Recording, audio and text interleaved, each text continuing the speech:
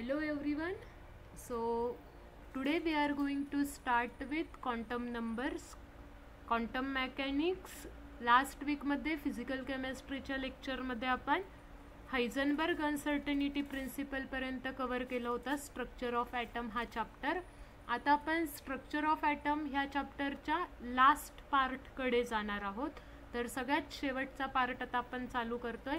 हा जो शेवटचा पार्ट आहे तो खूप जास्त इम्पॉर्टंट आहे. नाव आहे Schrodinger wave equation, quantum mechanics. ठीक आहे, सगळ्यांना आवाज येतोय? Am I audible? Yes, ma'am. Okay, so we are going to start physical chemistry. तुम्हाला एक अंदाज आलाच असेल बघा, मंगळवार टू मंगळवार चेंज होत असतं. आधीच्या वीकमध्ये मॅम होत्या, तृप्ती मॅम, ऑर्गॅनिकचे लेक्चर्स चालू होते आणि आता ह्या मंगळवारपासून ते पुढच्या सोमवारपर्यंत कसले लेक्चर्स असणार आहेत तर फिजिकल केमिस्ट्रीचे लेक्चर्स असणार आहेत. स्ट्रक्चर ऑफ ॲटम, आता हा आपला चॅप्टर संपत आलेला आहे. बघा, आता आपण सॉल्व करणार आहोत, स्टार्ट करत आहोत आपण क्वांटम मेकॅनिकल मॉडेलला. सो आपण हेडिंग देऊयात.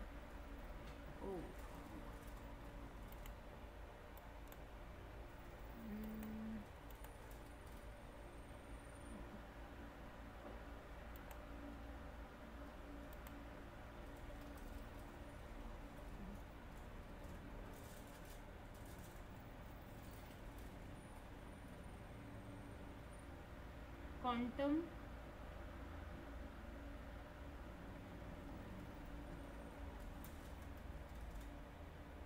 मेकॅनिकल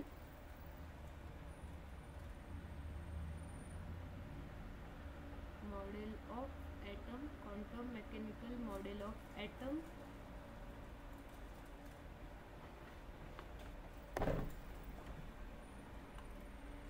आता काय आहे quantum mechanical model of an atom? Quantum physics, quantum mechanics यासारख्या थिंग्स तुम्ही ऐकल्या असतील. आता इन डिटेलमध्ये आपण ह्याच्या जाणार नाही आहे, क्वांटम मेकॅनिक्सच्या डिटेल्समध्ये आपण जाणार नाही आहे. त्याचं रिझन आहे की क्वांटम मेकॅनिक्सच्या मॉडेलपेक्षा आपल्याला क्वांटम मेकॅनिक्सच्या मॉडेलने जे रिझल्ट्स दिलेत ते रिझल्ट्स इम्पॉर्टंट आहेत आणि ते रिझल्ट्स आपल्याला स्टडी करायचे आहेत. तर सगळ्यात सुरुवातीला बघा, जे पण मायक्रोस्कोपिक ऑब्जेक्ट्स असतात, मायक्रोस्कोपिक बोलतीये, मायक्रोस्कोपिक लिहिलंय, म्हणजेच असे ऑब्जेक्ट्स, असे पार्टिकल्स की ज्यांची साईज कशी असणार आहे, स्मॉल असणार आहे. खूप स्मॉल साईजचे जे असतात त्यांना आपण काय म्हणतो? मायक्रोस्कोपिक. ओके, आणि दुसरं असतं मॅक्रोस्कोपिक. हे दोन वर्ड्स प्रोनाऊन्सेशनला सारखेच वाटू शकतात पण त्यांचे स्पेलिंग सुद्धा वेगळे आहेत आणि मिनिंग सुद्धा वेगळे आहेत. मॅक्रोस्कोपिकचा मिनिंग आहे की इथे पार्टिकल्सची साईज कशी असणार आहे तर लार्ज असणार आहे. पार्टिकल्सची साईज म्हणा, ऑब्जेक्टची साईज म्हणा, कशी असणार आहे? लार्ज असणार आहे. मग ज्यावेळेस मायक्रोस्कोपिक म्हणजे स्मॉल साईजमध्ये ऑब्जेक्ट्स असतात, आपल्याला इलेक्ट्रॉनची साईज माहिती आहे, इलेक्ट्रॉनचं मास माहिती आहे, एकदम स्मॉलेस्ट टायनिएस्ट पार्टिकल आहे. मग अशा पार्टिकल्सचे स्टडी करण्यासाठी आपण काय वापरत असतो? क्वांटम मेकॅनिक्स यूज करत असतो, क्वांटम मॅथेमॅटिक्स आपण यूज करत असतो. आणि मायक्रोस्कोपिक म्हणजे आता इथे जर एक मँगो आहे आणि इथे पण एक असा मँगो आहे. मँगो हा काय झालाय? मॅक्रोस्कोपिक साईज आहे, लार्ज आहे, दिसतोय आपल्या आईजना. हा 1 मँगो प्लस हा 1 mango is equal to 2 mangoes. आपण असं इमिजिएटली लिहू शकतो. ह्याला आपण जे आत्ता ऑपरेशन केलं ते कुठलं ऑपरेशन होतं? ॲडिशनचं ऑपरेशन होतं. आणि ह्याच्यामध्ये काय येत असतं तर क्लासिकल मेकॅनिक्स येतं, क्लासिकल मॅथेमॅटिक्सचा इथे यूज होतो. मग क्लासिकल मॅथेमॅटिक्समध्ये जसे हे पॉझिटिव्ह, निगेटिव्ह, मल्टिप्लिकेशन, डिव्हायडेशन हे काय आहेत तर मॅथचे ऑपरेशन्स आहेत. ॲडिशन करणं, सबस्ट्रॅक्शन, मल्टिप्लिकेशन आणि डिव्हिजन. तसेच क्वांटम मेकॅनिक्समध्ये सुद्धा काही काही ऑपरेशन्स असतात. ओके, पहिल्यांदा तर आपल्याला ही गोष्ट कळाली पाहिजे, क्वांटम मेकॅनिक्स कुठल्या ऑब्जेक्टसाठी यूज करतात. मायक्रोस्कोपिक स्मॉल साईजवाल्या ऑब्जेक्टसाठी आपण काय यूज करत असतो? क्वांटम मेकॅनिक्स यूज करणार आहोत. क्लासिकल मेकॅनिक्स, क्लासिकल मॅथेमॅटिक्स जे तुम्ही शिकताय आत्ता ते मॅथेमॅटिक्स मॅक्रोस्कोपिक पार्टिकल्ससाठी, लार्ज साईजसाठी ते अप्लाय होतं. मग आता इलेक्ट्रॉन्सचा स्टडी क्वांटम मेकॅनिक्सद्वारे करण्यात गेला आणि त्याच्यावरून आपल्याला स्क्रॉडिंजर वेव्ह इक्वेशन मिळाले. आता बघा, स्क्रॉडिंजर वेव्ह इक्वेशन म्हणजे काय? स्क्रॉडिंजर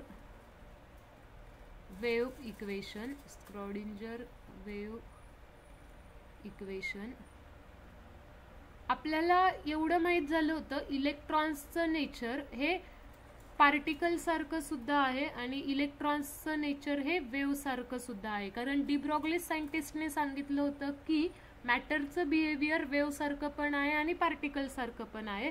मग इलेक्ट्रॉनला काय असणार आहे तर वेव्हज असणार आहेत आणि इलेक्ट्रॉनची जी वेव्ह असणार आहे त्या वेव्हचं जे काही फंक्शन असणार आहे त्या वेव्ह फंक्शनला कशाने डिनोट केलेलं असतं बाळांनो, तर ह्या साय लेटरनी रिप्रेझेंट केलेलं असतं. मग ह्या सायला आपण काय म्हणतो? Wave function. आता तुम्ही म्हणताल मॅम फंक्शन म्हणजे काय? बघा, आता तुम्ही बऱ्याच वेळा जर मॅथ्समध्ये डेरिव्हेशन्स शिकला असतात तर dy/dx ह्याला आपण काय म्हणतो? डेरिव्हेशनचं फंक्शन म्हणतो.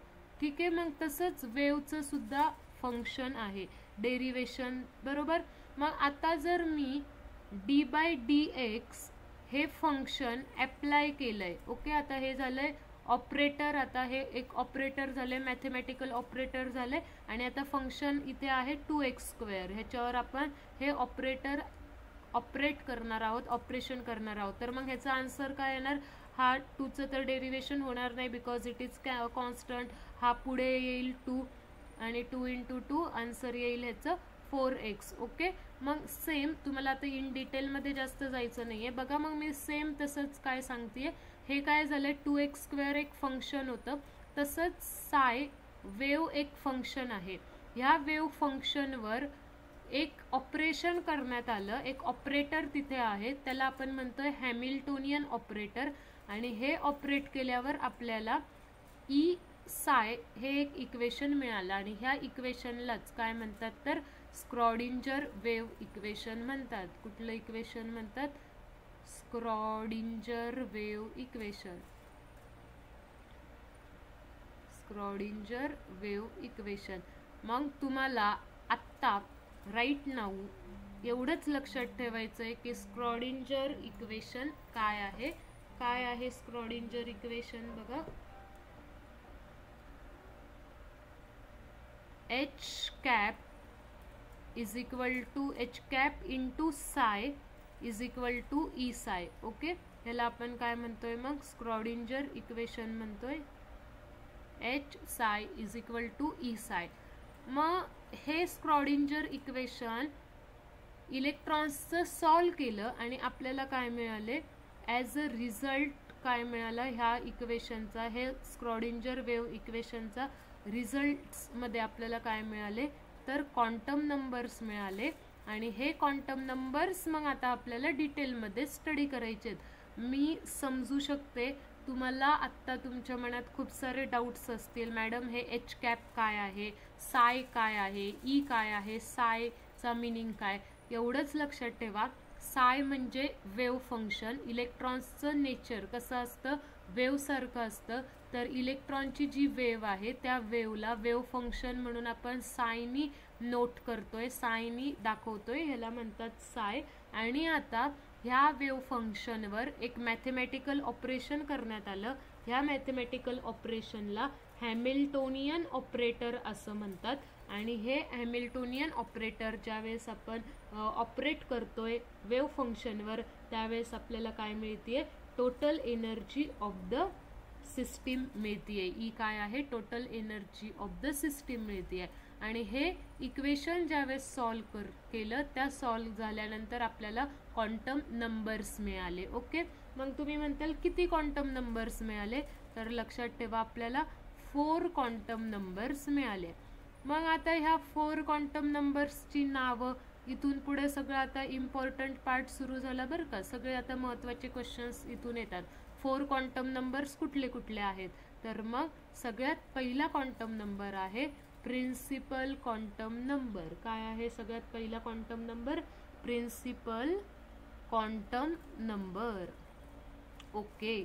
मग प्रिन्सिपल क्वांटम नंबर कशाने डिनोट करतात तर तेही तुम्हाला लक्षात ठेवायचं आहे. प्रिन्सिपल क्वांटम नंबर डिनोट केला जातो कुठल्या लेटरनी तर स्मॉल n ह्या लेटरनी प्रिन्सिपल क्वांटम नंबर डिनोट केला जातो. नेक्स्ट क्वांटम नंबर कुठला आहे तर बघा आता नेक्स्ट क्वांटम नंबर आहे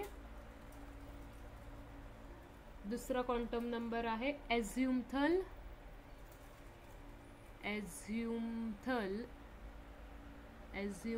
quantum number. Azimuthal quantum number.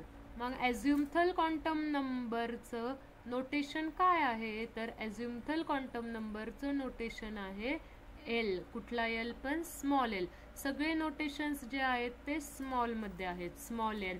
त्याच्यानंतर पुढचा आहे आता प्रिन्सिपल क्वांटम नंबर कुठला. पुढचा प्रिन्सिपल क्वांटम आहे magnetic quantum number. Magnetic quantum number ह्याच्यावर आपल्याला 1 बाय 1 डिस्कशन करायचं आहे, समजून घ्यायचे हे सगळे quantum number. Magnetic quantum number. तुम्हाला स्क्रॉडिंजर वेव्ह फंक्शन, स्क्रॉडिंजर वेव्ह इक्वेशन बद्दल काही पण डाऊट्स असतील तरीही आत्ता त्याच्यामध्ये जाऊ नका. मी जेवढी इन्फॉर्मेशन तुम्हाला दिली ना वरती ही मोर दॅन सफिशियंट आहे. आत्ता तुम्हाला एवढं जरी माहीत असलं तरी सफिशियंट आहे. साय मीन्स वेव्ह फंक्शन आहे आणि एच काय आहे तर एक ऑपरेटर आहे. जसं ॲडिशन, मल्टिप्लिकेशन, डिव्हिजन, सबस्ट्रॅक्शन हे मॅथमॅटिकल ऑपरेशन्स आहेत. तसंच एच कॅप हॅमिल्टोनियन काय आहे तर एक ऑपरेटर आहे.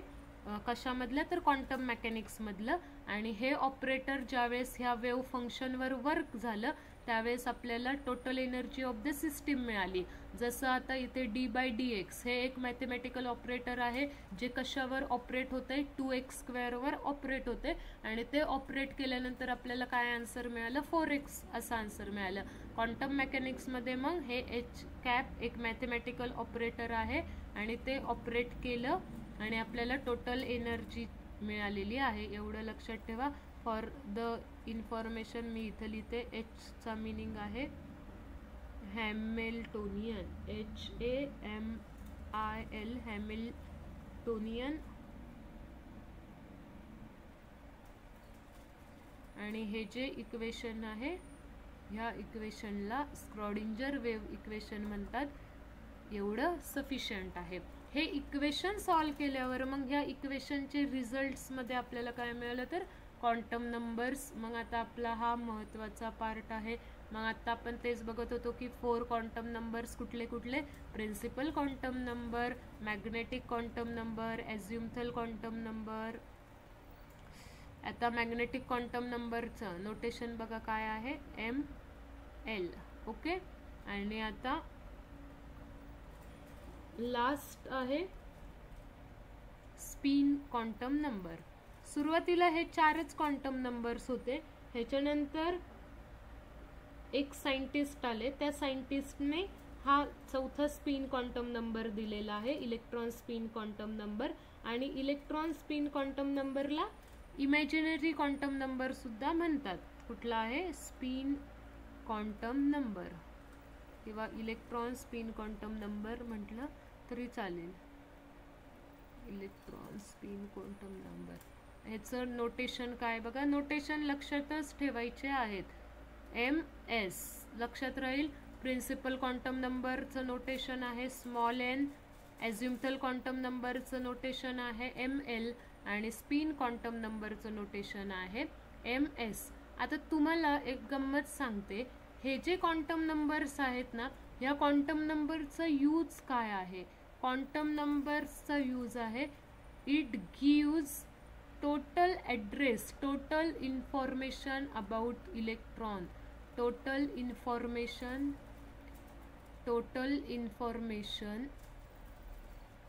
It gives total information. कुठली इन्फॉर्मेशन लाईक ॲड्रेसवाली जी इन्फॉर्मेशन असते ना अबाउट इलेक्ट्रॉन. आता बाळांनो मला सांगा, तुम्हाला जर आय होप सगळ्यांनी हेडफोन्स कानामध्ये घातले असतील. सगळ्यांना तुम्हाला जर तुमच्या फ्रेंड्सला गिफ्ट पाठवायचं असेल, गिफ्ट पाठवायचं म्हणते मी, गिफ्ट द्यायचं नाही. देणं म्हणजे लाईक ती पर्सन तुमच्या समोरच आहे, तुम्ही लगेच जाऊन गिफ्ट देऊ शकता. बट गिफ्ट पाठवायचं म्हणजे सेंड करायचं असेल तर तुम्हाला काय माहीत पाहिजे, त्या पर्सनचा, त्या आवडत्या व्यक्तीचा गिफ्ट पाठवताय म्हणजेच ती व्यक्ती आवडती असणार ना, त्या व्यक्तीचं एक फिक्स ॲड्रेस माहीत पाहिजे. ठीक आहे. फिक्स ॲड्रेसमध्ये काय येणार की कुठल्या काय म्हणतात कुठल्या स्टेटमध्ये राहतीये, त्याच्यानंतर ती तुमची फेवरेट पर्सन कुठल्या स्टेटमध्ये, महाराष्ट्रात आहे, आंध्र प्रदेशमध्ये आहे, दिल्लीत राहतीये का केरळ वगैरे, ओके, कुठल्या स्टेटमध्ये आहे, त्याच्यानंतर मग कुठल्या डिस्ट्रिक्टमध्ये राहतीये, त्या डिस्ट्रिक्ट नंतर आपल्याला काय माहीत पाहिजे, तालुका कुठला येणार आहे, तालुका नंतर गाव कुठलं असणार आहे, हे सगळं इन डिटेल ज्यावेळेस माहीत असेल तुम्हाला, फिक्स ॲड्रेस माहीत असेल, त्याच वेळेस तुमचं गिफ्ट त्या एक्झॅक्ट लोकेशनवर जाईल. नाहीतर ते गिफ्ट इकडे तिकडेच दुसऱ्याच व्यक्तीला मिळून जाईल. म्हणजेच तुम्हाला एक फिक्स ॲड्रेस माहीत असला पाहिजे गिफ्ट सेंड करण्यासाठी. सिमिलरली मग आपल्याला इलेक्ट्रॉन्स एक्झॅक्टली राहतो कुठं, इलेक्ट्रॉनचा ॲड्रेस काय आहे, मग हे प्रिन्सिपल क्वांटम नंबर काय करतात, इलेक्ट्रॉन्सचा ॲड्रेस देतात. तुम्ही म्हणताल कसं, बघा इलेक्ट्रॉन्स शेल्स असतात, ह्या शेल्समध्ये सबशेल्स असतात. ओके, ह्या सबशेल्समध्ये मग ऑर्बिटल्स असतात आणि त्या ऑर्बिटल्समध्ये आपले इलेक्ट्रॉन्स महाशय राहत असतात. म्हणजेच तुमची आवडती व्यक्ती एखाद्या जगाच्या कानाकोपऱ्यात जरी राहत असली तरी तुम्हाला त्या व्यक्तीचं डिटेल ॲड्रेस माहीत असतो, कुठल्या स्टेटमध्ये राहते. ऑब्व्हियसली तुमची आवडती व्यक्ती इंडियातलीच असणार आहे, त्याच्यामुळे मी कुठल्या देशात राहते हे म्हणत नाही आहे, इंडियातलीच ती आवडती व्यक्ती असणार आहे. अजून आपण फॉरेनकडं गेलो नाही आहे, ठीक आहे ना. मग आपली आवडती व्यक्ती इंडियात आहे, पण इंडियामध्ये तर एवढ्या सगळ्या स्टेट आहे, कुठल्या स्टेटमध्ये, त्याच्यातलं एखादं डिस्ट्रिक्ट, त्या डिस्ट्रिक्टमधला एखादा तालुका आणि त्या तालुक्यातलं एखादं गाव, त्या गावामध्ये मग ती राहणार आहे. बरोबर, सेम तसंच आहे. इलेक्ट्रॉन शेल्सच्या आतमध्ये असतात सबशेल्स, सबशेलच्या आतमध्ये असतात ऑर्बिटल्स आणि ह्या ऑर्बिटल्समध्ये आपले कोण राहतात, तर इलेक्ट्रॉन्स राहतात. ओके, इथपर्यंत कळालं का. मग तुम्ही म्हणताल मॅम ह्याचा principal quantum numbers, azimuthal quantum नंबरशी काय रिलेशन आहे. बघा आता, principal quantum number gives information about shell, सबशेलची इन्फॉर्मेशन कोण देत आहे, ॲझ्युमथल क्वांटम नंबर देतोय, आणि ऑर्बिटलची इन्फॉर्मेशन कोण देत आहे, तर मॅग्नेटिक क्वांटम नंबर देतोय. म्हणजेच ये जे क्वांटम नंबर्स आहेत हे आपले बहुत काम के क्वांटम नंबर्स है, बहुत यूजफुल नंबर्स है. ये जो नंबर्स है ये हमें क्या दे रहे हैं, एन दे रहा है शेल की इन्फॉर्मेशन, शेलच्या आतमध्ये सबशेल, सबशेलची इन्फॉर्मेशन कोण देणार, एलचे व्हॅल्यूज देणार, ऑर्बिटलची इन्फॉर्मेशन कोण देणार, मॅग्नेटिक क्वांटम नंबर देणार. आणि म्हणून मी म्हटलं की यूज काय आहे, इलेक्ट्रॉन्सची टोटल इन्फॉर्मेशन हे काय करतात, चारही क्वांटम नंबर्स देत असतात. ओके, इथपर्यंत क्लिअर आहे का. काय इमॅजिन करायचं आहे, आता इलेक्ट्रॉन हरवलाय, इलेक्ट्रॉनला शोधायचंच आहे. इलेक्ट्रॉनला शोधण्यासाठी तुम्हाला मग शेल माहीत पाहिजे, सबशेल माहीत पाहिजे आणि ऑर्बिटल पण माहीत पाहिजे. ह्या तीन गोष्टी जर तुम्हाला माहीत असतील तर तुम्हाला इलेक्ट्रॉन्सचा एक्झॅक्ट लोकेशन, एक्झॅक्ट पोझिशन माहीत असणार आहे. आणि हे तीन गोष्टी शेल, सबशेल आणि ऑर्बिटल ह्या गोष्टी कशावरून कळतात, क्वांटम नंबर्सवरून कळतात. आणि मोर स्पेसिफिकली अजून ॲक्युरेटली सांगायचं झालं तर शेल्सची इन्फॉर्मेशन कोण देणार, प्रिन्सिपल क्वांटम नंबर, सबशेलची इन्फॉर्मेशन कोण देणार, ॲझ्युमथल क्वांटम नंबर, आणि ऑर्बिटलची इन्फॉर्मेशन कोण देणार, मॅग्नेटिक क्वांटम नंबर. बोलो क्लियर है क्या. चला सांगा लवकर, इतकं क्लियर है, कौन कौन है क्लास में हमारे, देखते हैं. ओके, सिद्धि, साक्षी, शिवराज, बोलो जल्दी, क्लियर है यहाँ तक. साधा simple. Yes, okay, very good. मग आतापर्यंत तुम्हाला IMP क्वेश्चन्स कुठले स्क्रॉडिंजर वेव्ह इक्वेशन काय सोपं आहे, एच कॅप साय इज इक्वल टू ई साय, हे स्क्रॉडिंजर वेव्ह इक्वेशन आहे, लक्षातच ठेवायचं आहे. थोडेसे ह्याचे तुम्हाला अजून मिनिंग्स वगैरे इन डिटेल माहीत नाही आहे, वरवर मी सांगितलं आहे. आणि ह्याचे इन डिटेल्स ज्यावेळेस तुम्ही हायर लेवलला जाता, पोस्ट ग्रॅज्युएशन वगैरे करता, त्यावेळेस सुद्धा तुम्हाला थोडाफारच याचं काय म्हणतात, पोस्ट ग्रॅज्युएशनला गेल्यावर मग तुम्हाला ह्याचे डिटेल्स वगैरे समजतात. पण आत्ता तुम्हाला एवढं जरी माहीत असलं तरी मोर दॅन सफिशियंट आहे. क्वांटम नंबर्स, मग principal quantum number, azimuthal quantum number, magnetic quantum number आणि spin quantum number, shell, subshell, orbital. Okay, so we are going to start with principal quantum number. Okay, आपला first आहे quantum number principal quantum number.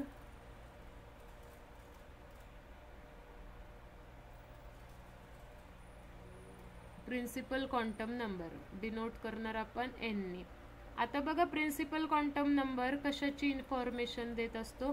Principal quantum number वरून आपल्याला shell कळेल, इलेक्ट्रॉनची shell.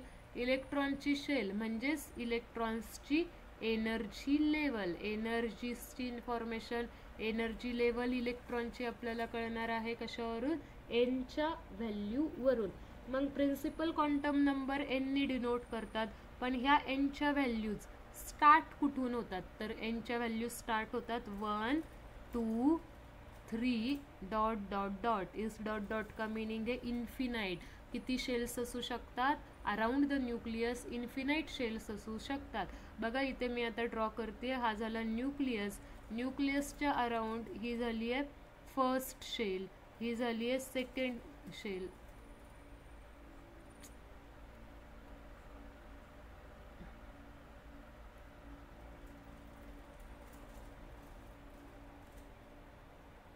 अरे यार, यहाँ पे ड्राइंग करना बहुत डिफिकल्ट जाता है.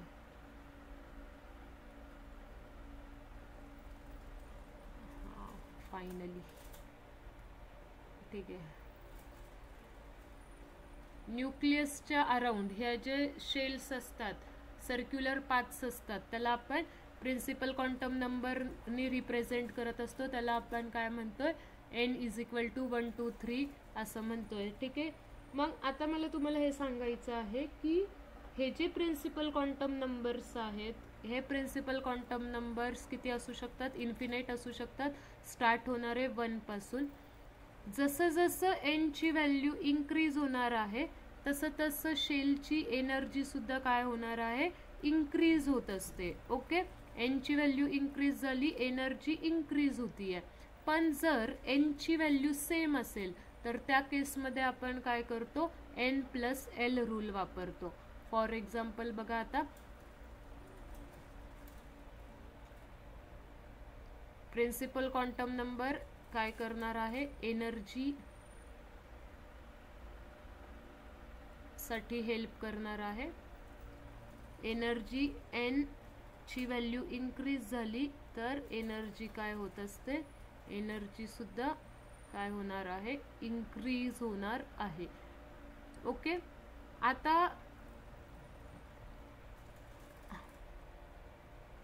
एन इज इक्वल टू काय झालं, शेल्स.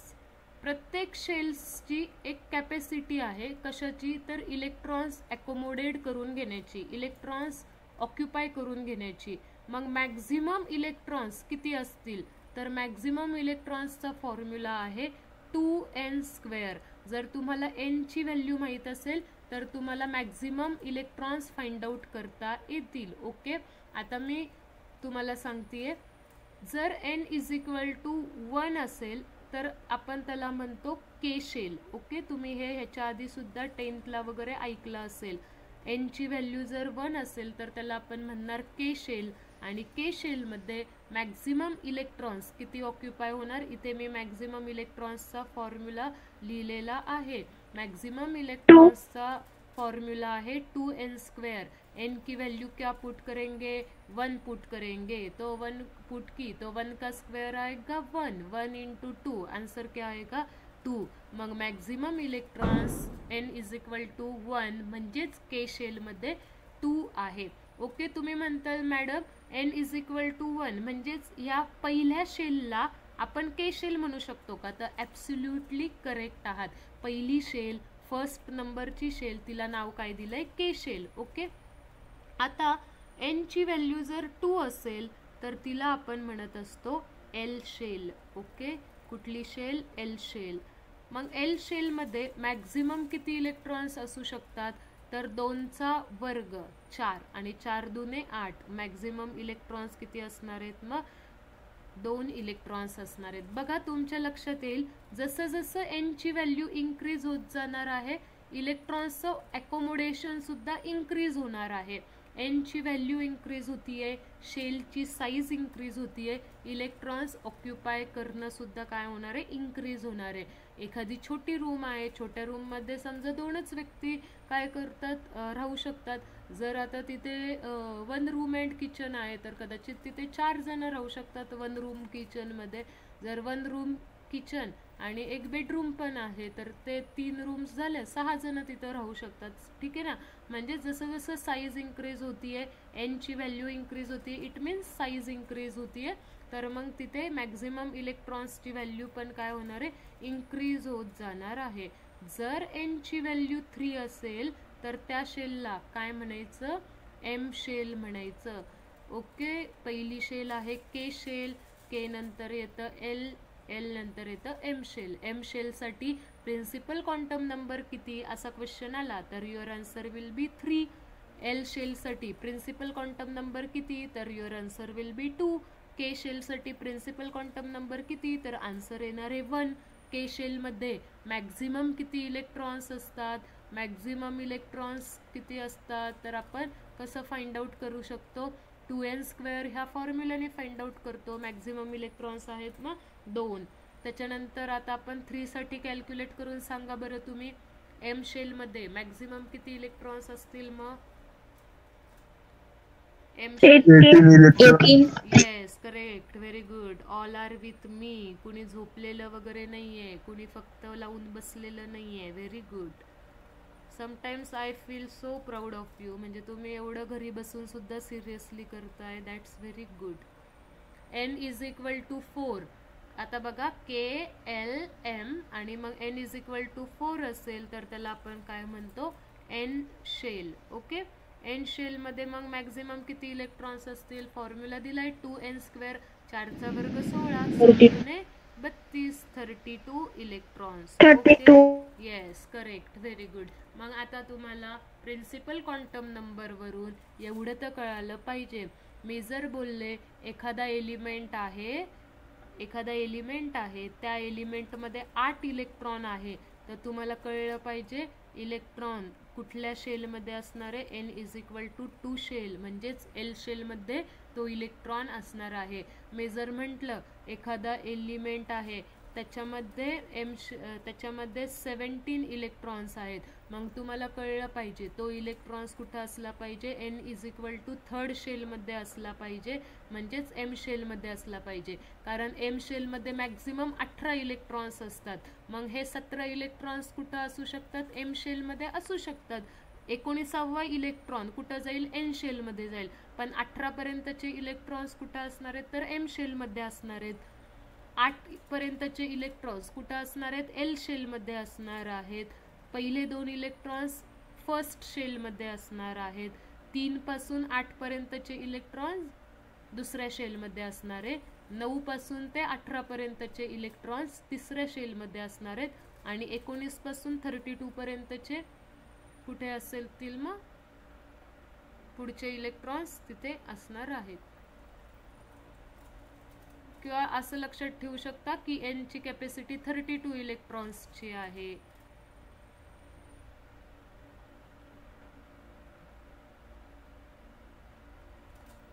मग तुम्ही म्हणताल एवढे 4 शेल असतात का, KLMN किंवा N इज इक्वल टू 1 2 3 4? नाही, ह्याच्या पुढं पण आहे. पण आपण स्टडी करताना हे पहिल्या 4 शेल्सचा स्टडी करतोय. त्याचे आपण लेटर्स पण बघितले. N इज इक्वल टू 1 असेल तर लेटर यूज करा K shell, N is equal to 2 असेल तर लेटर आहे L shell, N is equal to 3 असेल तर M shell, N is equal to 4 असेल तर मग N शेल. ओके, आता नेक्स्ट मी स्टार्ट करतीये azimuthal quantum number. Principal quantum number बद्दल सध्या तुम्हाला एवढीच माहिती सफिशियंट आहे. प्रिन्सिपल क्वांटम नंबर काय करतात तर एनर्जी लेवल सांगतात. पॉझिटिव्ह इंटिजर व्हॅल्यूज आहेत 1 2 3 4 5 पासून अशा व्हॅल्यूज आहेत. आणि आपण कशाने डिनोट करतो त्यांना, K shell, L shell, M shell, N shell. आणि मॅक्झिमम इलेक्ट्रॉन्स किती असतात तर 2n² ने आपण काय करतो, मॅक्झिमम इलेक्ट्रॉन्स फाइंड आउट करतो. आणि अजून आपण काय सांगू शकतो साईज बद्दल, जसं जसं nचा नंबर इन्क्रीज होत जाणार आहे साईज पण काय होत जाणार आहे, इन्क्रीज होत जाणार आहे. कसं आता एक्सप्लेन करायची गरज नाही पाहिजे, बट बघा आता n इज इक्वल टू 1 म्हणजे एकच शेल आहे, मग त्या ॲटमची साईज न्यूक्लियस पासूनचं डिस्टन्स कमी असणार आहे. n इज इक्वल टू 2 म्हणजे 2 शेल्स असणार आहेत. ही झाली पहिली शेल आणि ही झाली दुसरी शेल. डिस्टन्स काय झालं, वाढलं, ॲटमची साईज वाढली. Okay, n is equal to 3 असेल तर 3 शेल असणार, 1 शेल, सेकंड शेल आणि थर्ड शेल. ओके, अजून साईज काय होत चालली, इन्क्रीज होत झाली. मग आपल्याला काय कळतं, जसं जसं प्रिन्सिपल क्वांटम नंबर इन्क्रीज होतोय, distance between shell and nucleus, nucleus आणि शेलमधलं डिस्टन्स पण इन्क्रीज होत आहे. आणि सो दॅट ॲटमची साईजसुद्धा काय होत जाणार आहे, इन्क्रीज होत चाललेली आहे. ओके, इथपर्यंत कुणाला काही डाऊट्स असतील तर विचारा. चला लवकर, काय काय कळलं आपल्याला. प्रिन्सिपल क्वांटम नंबरचं नोटेशन आहे N. प्रिन्सिपल क्वांटम नंबर शेलची इन्फॉर्मेशन देत असतं, एनर्जी लेवलची इन्फॉर्मेशन देत असतं. शेल्स म्हणजेच पॉझिटिव्ह चार्जेसच्या अराउंड जे काही सर्क्युलर पाथ आहेत त्याला आपण शेल म्हणतोय. शेलची सुरुवात, एनची व्हॅल्यूची सुरुवात 1 2 3 अशी आहे. पॉझिटिव्ह इंटिजर व्हॅल्यूज आहेत ह्या शेल्समध्ये. मॅक्झिमम किती इलेक्ट्रॉन्स असतात तर 2n². ह्या फॉर्म्युलाने आपण ते मॅक्झिमम इलेक्ट्रॉन्स फाइंड आउट करतो. एनची व्हॅल्यू जर 1 असेल तर त्याला आपण K शेल म्हणतो, एनची व्हॅल्यू 2 असेल तर L शेल, 3 असेल तर M शेल आणि 4 असेल तर N शेल. आणि मग maximum number of electrons 2n² ह्या फॉर्म्युलाने फाइंड आउट केले. आणि जशी जशी एनची व्हॅल्यू इन्क्रीज होत जाईल, शेल्स इन्क्रीज होत जातील, साईज पण काय होणार आहे, इन्क्रीज होणार आहे. ओके, आय होप क्लिअर असेल. नेक्स्ट क्वांटम नंबर स्टार्ट करायचा. Yes ma'am. ओके, बघा आता azimuthal quantum number. Azimuthal quantum number.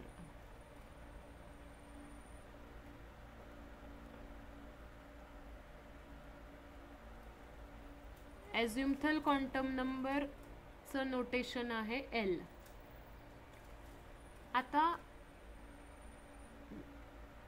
जसं प्रिन्सिपल क्वांटम नंबर्सला आपण नंबर्स आणि लेटरच्या फॉर्ममध्ये डिनोट करत होतो, तसंच ॲझ्युमथल क्वांटम नंबरला सुद्धा आपण डिनोट करतो.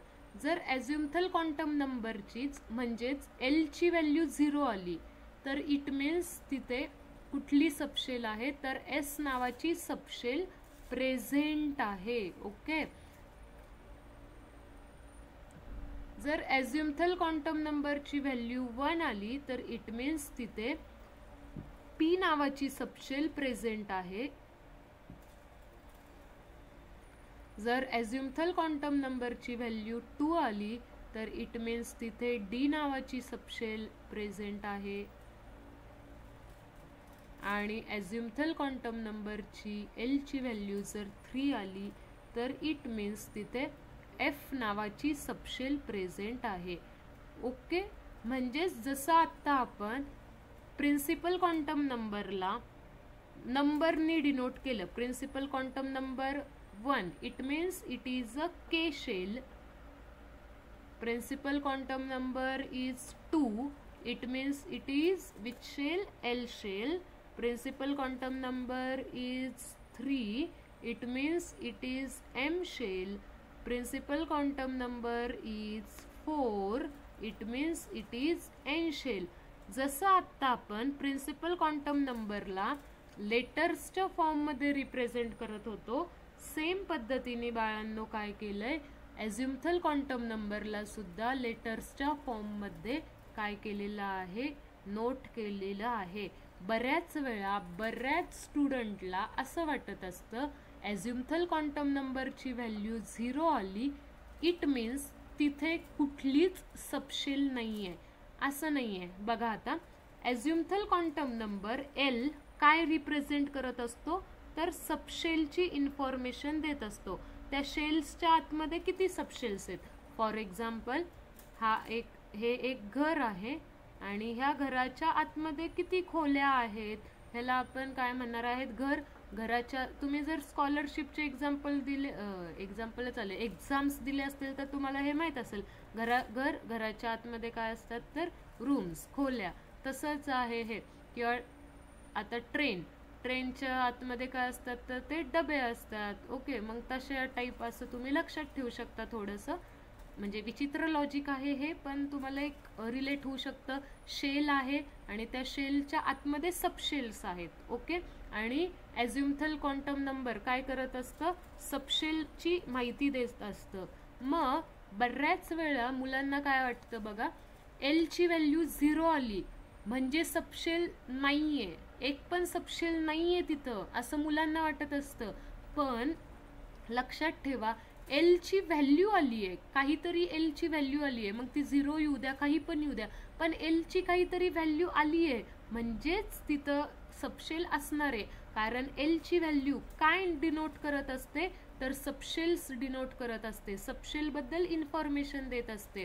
ठीक आहे, तर कधीच असं डोक्यात ठेवायचं नाहीये की एलची व्हॅल्यू 0 आली इट मीन्स तिथं सबशेल नाही, असा अर्थ त्याचा कधी घ्यायचा नाही. एलची व्हॅल्यू 0 आली इट मीन्स तिथे जी सबशेल आहे त्या सबशेलला काय म्हणायचं आहे, एस सबशेल म्हणायचं आहे. ओके, तिथे जी सबशेल प्रेझेंट आहे त्या सबशेलला उलट एस सबशेल म्हणायचं आहे. हा पॉइंट कळाला का? प्लीज मला सांगा की एलची व्हॅल्यू 0 आली. आता तुम्ही म्हणताल मॅम आधी आम्हाला एलच्या व्हॅल्यूज कशा काढायच्या ते तरी सांगा. मी ते पण सांगते, पण त्याच्या आधी हे कळणं गरजेचं आहे. कारण बऱ्याच वेळा असं वाटतं की एलची व्हॅल्यू 0 आली म्हणजे तिथं सबशेल नाहीये, असा त्याचा मिनिंग बरेच जण काढत असतात. पण त्याचा मिनिंग तसा नसतो. एलची एखादी तरी व्हॅल्यू आली, एलची व्हॅल्यू जरी 0 आली तरी त्याचा मिनिंग होतो की तिथे एक सबशेल आहे, त्या सबशेलची व्हॅल्यू 0 आली आहे आणि त्या सबशेलला ज्या सबशेलची एलची व्हॅल्यू 0 येते त्या सबशेलला एस सबशेल म्हणायचं असतं. बघा, एस सबशेल कशाला म्हणायचं, एक अशी सबशेल ज्या सबशेलची एलची व्हॅल्यू काय येत असते, 0 येत असते. क्लिअर आहे का इथपर्यंत सांगा. परत एखादी गोष्ट एक्सप्लेन करायची आहे. मी आत्ता तुम्हाला एवढंच सांगितलं, एलची व्हॅल्यू जर 0 असेल तर त्याला एस सबशेल म्हणा, एलची व्हॅल्यू जर 1 आली तर आपण त्याला पी सबशेल म्हणतोय, एलची व्हॅल्यू 2 आली तर त्याला आपण डी सबशेल म्हणतो आणि एलची व्हॅल्यू जर 3 आली तर आपण त्याला एफ सबशेल म्हणतोय. ओके, आणि फक्त तुम्हाला मी हे सारखं कन्व्हे करून सांगते आहे की एलची व्हॅल्यू 0 आली ह्याचं मिनिंग असं नाही आहे की तिथे सबशेल नाही आहे, तिथे एक सबशेल आहे आणि त्या सबशेलची व्हॅल्यू 0 आली आहे आणि ज्या सबशेलची व्हॅल्यू 0 येते त्याला तिथं काय म्हणतोय आपण, एस सबशेल म्हणतोय. ओके, इथपर्यंत क्लिअर आहे? Yes ma'am. बाकी सगळे शिवराज, पुन्हा एखादी गोष्ट कुठली एक्सप्लेन करायची आहे का? हे रिलेट होतंय, एलची व्हॅल्यू 0 जरी आली तरी तिथे काय आहेत, एक सबशेल असणारच आहे आणि त्या सबशेलला आपण एस सबशेल म्हणणार आहे. मग आता एलची व्हॅल्यू कशी फाइंड आउट करायची बघूयात. आता आपण पॉसिबल एलच्या values, possible values of L, possible values of L, just 1 minute more, possible values of L is equal to एलच्या पॉसिबल व्हॅल्यूज कशा फाइंड आउट करायच्या बघा. एलच्या व्हॅल्यूज असतात 0 to n-1 पर्यंत, 0 to n-1 पर्यंत. ओके, जस्ट मी तुम्हाला आता सांगितलं होतं शेलच्या आतमध्ये असतात सबशेल्स. नीट लक्ष द्या, पूर्ण कॉन्सन्ट्रेशन तुमचं इकडं असलं पाहिजे. जर प्रिन्सिपल क्वांटम नंबरची व्हॅल्यू 1 असेल तर एलच्या पॉसिबल व्हॅल्यूज काय असतील? एलच्या पॉसिबल व्हॅल्यूज काय असतात? 0 to n-1. एनची व्हॅल्यू आहे आता 1, 1 - 1 0, म्हणजे 0 to 0, म्हणजे एलची व्हॅल्यू काय येणार आहे? फक्त 0 येणार आहे. अँड इट मीन्स ह्याच्यामध्ये कुठली सबशेल आहे? एलची व्हॅल्यू 0 आली, इट मीन्स ह्याच्यामध्ये एस नावाची सबशेल आहे. क्लिअर आहे का? अजून बघा, आता अजून एक एक्झाम्पल घेते. एनची व्हॅल्यू जर 2 आली तर एलच्या पॉसिबल व्हॅल्यूज काय असणार? एलच्या व्हॅल्यूज 0 to n-1. आता एनची व्हॅल्यू आपण काय घेतोय? 2. 2 - 1 किती? 1. ओके, मग व्हॅल्यूज काय असतील? 0 to 1 पर्यंत. 0 to 1 पर्यंत म्हणजेच काय? एलची व्हॅल्यू 0 असू शकते, एलची व्हॅल्यू 1 सुद्धा असू शकते. मग एलची व्हॅल्यू जर 0 असेल तर त्या केसमध्ये तिथे कुठली सबशेल प्रेझेंट आहे? एस सबशेल प्रेझेंट आहे. आणि एलची व्हॅल्यू 1 आहे तर तिथे पी सबशेल सुद्धा प्रेझेंट आहे. ओके, आता बघा, एनची व्हॅल्यू जर 3 असेल तर एलच्या व्हॅल्यूज काय येतील?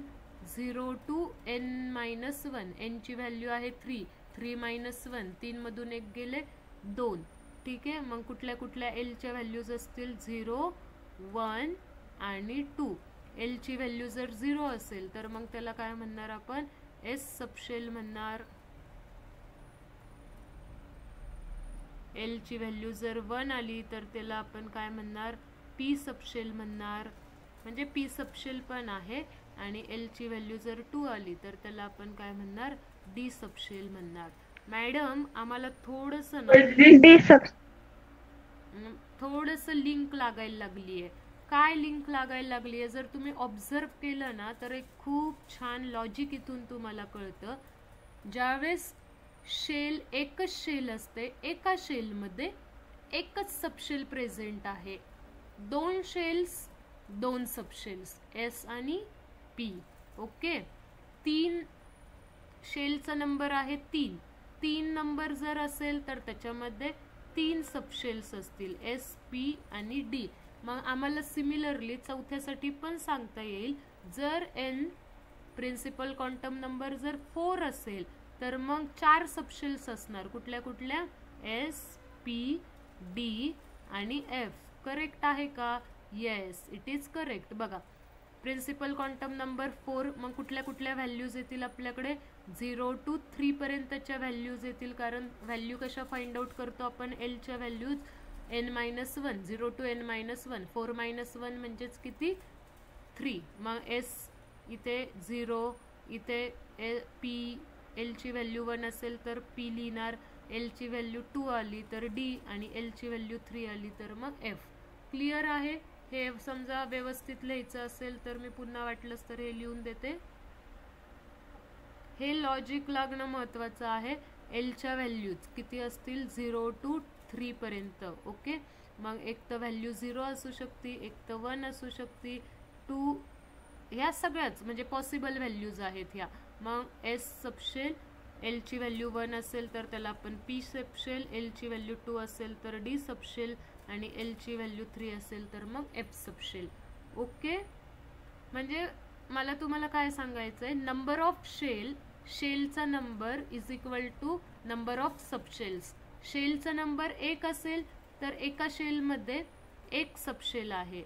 ठीक आहे, आता नंबर ऑफ शेल किती झालाय? 2. 2 नंबरच्या शेलमध्ये जागा वाढली आहे, साईज इन्क्रीज झाली आहे. जसं जसं एनची व्हॅल्यू इन्क्रीज होत जाते, साईज इन्क्रीज होत जाते. जस्ट आता आपण इथं लिहिलं होतं. आणि मग त्याच्यामुळे सबशेल्सचं अकोमोडेशन वाढणार आहे. 1 नंबरच्या शेलमध्ये 1च सबशेल होती, 2 नंबरच्या शेलमध्ये 2 सबशेल होत्या, एस आणि पी. 3 नंबरच्या सबशेलमध्ये तर 3 सबशेल्स होत्या. 3 नंबरच्या शेलमध्ये 3 सबशेल्स कुठल्या? मग एस, पी, डी. आणि 4 नंबरच्या शेलमध्ये 4 सबशेल्स कुठल्या, SPDF. आणि ह्याच्यावरूनच बाळांनो पिरियडिक टेबलमधले ब्लॉक्स तयार झालेले आहेत. ओके, मग पिरियडिक टेबलमध्ये 4 ब्लॉक्स असतात SPDF. इथपर्यंत क्लिअर आहे? काही डाऊट्स असतील तर विचारा. ॲझ्युमथल क्वांटम नंबर, सबशेल बद्दल आपल्याला मी तुम्हाला आता व्हॅल्यूज वगैरे फाइंड आउट करायला वगैरे शिकवल्या आहेत.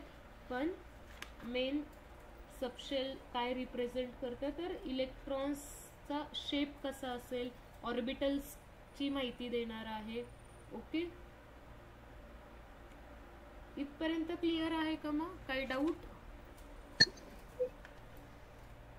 No, ma'am. No, ma'am. Okay okay, ठीक आहे. सो चलो, वी विल स्टॉप हियर. आपण उद्याच्या लेक्चरला अजून छान नवीन नवीन कन्सेप्ट बघणार आहोत आणि ज्या खूप इंटरेस्टिंग आणि खूप सारे मार्क्स देणारे कन्सेप्ट आहे. MCQ ह्याच्यावरूनच येतात. स्ट्रक्चर ऑफ ॲटम्सचा क्वांटम नंबर्स हा one of the most important part आहे. म्हणजे असं होतं की स्ट्रक्चर ऑफ ॲटमचा स्टार्टिंगचा पार्ट, सुरुवातीचा पार्ट एका साईडला आणि क्वांटम नंबर्स आणि त्याच्यावरचे MCQ एका साईडला. JEEच्या पेपरला, CETच्या पेपरला क्वांटम नंबर्सवरून सुद्धा खूप MCQ येतात. एकदा हा पार्ट समजला तर खूप इझी आहे. So don't miss the lectures. बाकी कसे आहात सगळे? पाऊस भरपूर झाला असेल हो ना? कॉलेजला जाताय का? कॉलेजेस Yes, चालू आहे ma'am. का? कॉलेज चालू आहे? हो मॅम. ओके. आता तुमची सेमिस्टर एक्झाम पण असेल. सो जर तुम्ही बुक्स वगैरे घेतले नसतील आपले सक्सेस सायन्स अकॅडमीचे, तर ते सुद्धा सेंटरला येऊन वगैरे बुक्स घेऊन जा. आपल्या बुक्समध्ये बघा, ज्या क्वेश्चनला स्टार मार्क केलेला असतो ना, ते क्वेश्चन्स म्हणजे एक्सरसाइजमधले क्वेश्चन्स असतात. ते क्वेश्चन्स तुम्हाला करायचेच असतात. कॉलेजच्या थेरी पेपरला ते क्वेश्चन्स येतातच. सो आपलं जर तुम्ही बुक्स बघितले, ज्या क्वेश्चन्सला असे स्टार केलेले असतात, फुलासारखं असं दिसतं तुम्हाला ते स्टार केलेले, ते क्वेश्चन्स इम्पॉर्टंट आहे. ते क्वेश्चन्स तुम्ही करायचे, एक्सरसाइज सॉल्व करायची, एक्सरसाइजला छान एक नवीन नोटबुक बनवायची, सगळे आन्सर्स त्या एक्सरसाइजच्या नोटबुकमध्ये लिहून ठेवायचे आणि पेपरला जायच्या आधी ती एक्सरसाइजची नोटबुक जरी केली तरी खूप सफिशियंट आहे. So thank you for joining with me. तुमचं नेक्स्ट लेक्चर 7:45 स्टार्ट होईल.